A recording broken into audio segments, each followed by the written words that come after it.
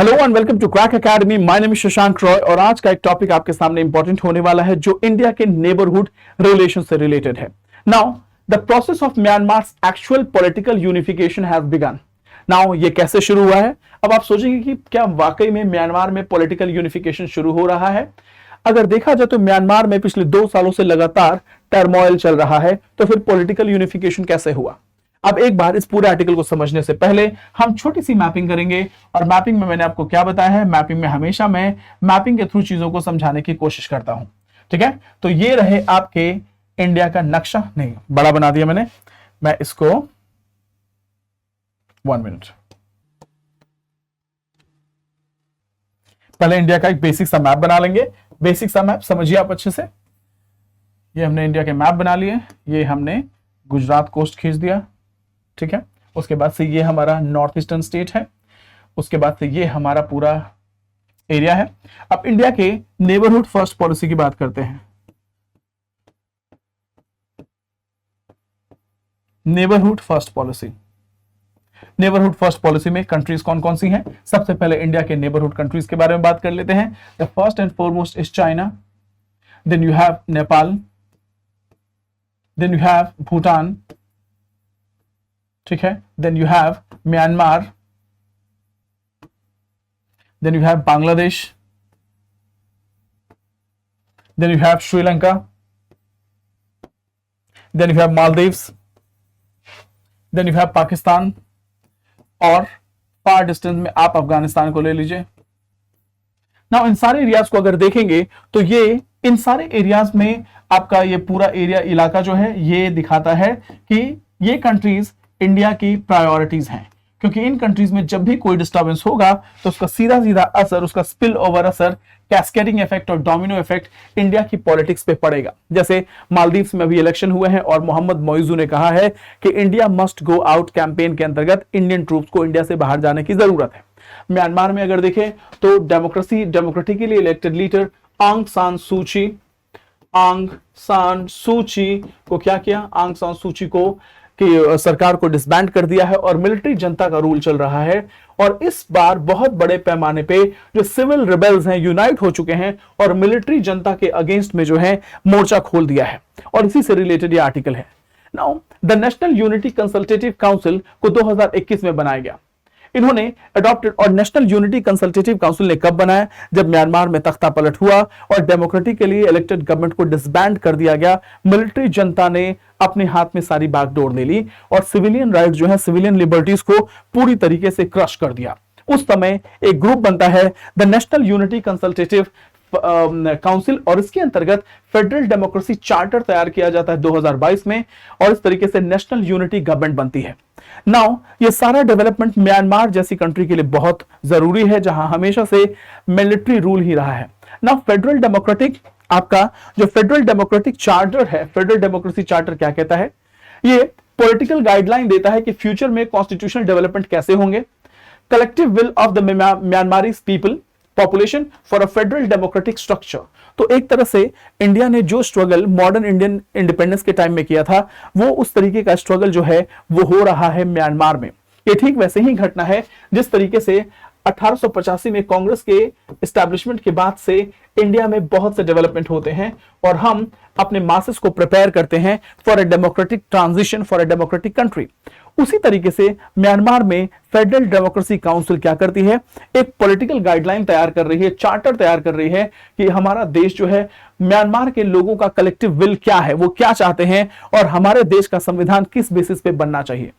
आप आगे चलते हैं, इसके बारे में हम बात करते हैं पोस्ट कूप, यानी म्यांमार में तख्ता पलट के बाद क्या हुआ। हिस्टोरिकल और कलेक्टिव एफर्ट की अगर बात बोलें तो प्रो डेमोक्रेसी ग्रुप का एम्फसाइज ये करना है deliberation, negotiation and political consensus. So now they are, एक तरफ जहां रेबेल ग्रुप है वहीं पे आपका फेडरल डेमोक्रेसी काउंसिल क्या कहता है कि we will go for democracy, we will go for deliberation, we will go for negotiation and we will go for peaceful transition. Peaceful transition की एक मिलिट्री रूल से डेमोक्रेटिक रूल हो। Diversity of ethnic group involved in movement demonstrate the possibility of achieving peace without military involvement। ये भी सबसे बड़ी बात है। म्यांमार में, नॉर्थ ईस्टर्न स्टेट्स में ट्राइबल डाइवर्सिटी बहुत ज्यादा है। एथनिक डाइवर्सिटी बहुत ज्यादा है, और इतनी बड़ी डाइवर्सिटी में किसी भी सिंगल पॉइंट पे लोगों को अग्री कराना ही अपने आप में बहुत बड़ा चैलेंज है। बट जिस तरीके से फेडरल डेमोक्रेसी काउंसिल काम कर रहा है, उससे ऐसा लगता है कि पॉलिटिकल यूनिफिकेशन, एक अग्रीमेंट लोगों के बीच में आ गया है इतनी डाइवर्स पॉपुलेशन में। Now significance of NUG formation, इसमें क्या है, सबसे पहले being mainly NLD led organisation होने के बजाय बावजूद ये बहुत से एथनिक और पॉलिटिकल ग्रुप को लेके चलता है। यानी आपका जो ये पूरा का पूरा ग्रुप है, एफडीसी है, और जो आपका नेशनल यूनिटी कंसल्टेटिव काउंसिल है, और जो आपका नेशनल यूनिटी गवर्नमेंट है, ये बहुत से लोगों को लेकर आई मीन इंक्लूजन है बहुत ज्यादा। हर एक कम्युनिटी के लोग हैं, रिप्रेजेंटेटिव हैं, पॉलिटिकल ग्रुप है, जो एक तरीके का पॉलिटिकल अचीवमेंट है अपने आप में। और ऐसे कंडीशन में जब आर्म्ड रिवोल्ट चल रहे हैं, रेबेल ग्रुप हैं, सिविल डिसोबीडियंस चल रहा है, working towards a multi ethnic governance structure, तो ये सबसे बड़ा अचीवमेंट है। दूसरा, military challenge and diminished role.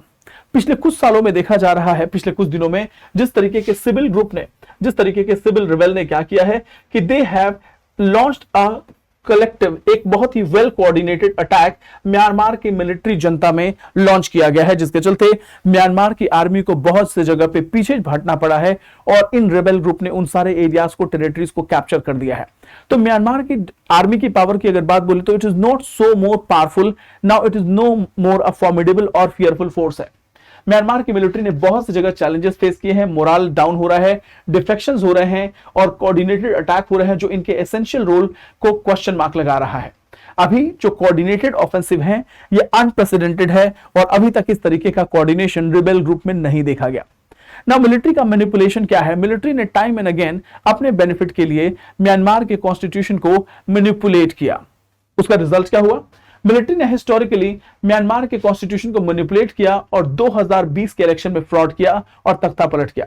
Public का स्ट्रॉन्ग ऑपोजिशन है, लोग एक सेक्शन जो है वो सिविल डिसोबीडियंस के लिए जा रहा है, एट द सेम टाइम जहां एक ग्रुप जो है सिविल डिसोबीडियंस को फॉलो कर रहा है, नॉन वायलेंट मूवमेंट मेथड्स को ट्राई कर रहा है, वहीं दूसरी तरफ आपका रेबेल ग्रुप है जो मिलिट्री को कमर तोड़ने में लगा है। ये बिल्कुल इंडिया के एक्सट्रीमिस्ट और मिलिट्री मॉडरेट्स और एक्सट्रीमिस्ट लीडर्स की तरह है, एक्सट्रीमिस्ट और मॉडरेट्स के मूवमेंट की तरह है, मॉडरेट्स के मूवमेंट की तरह है।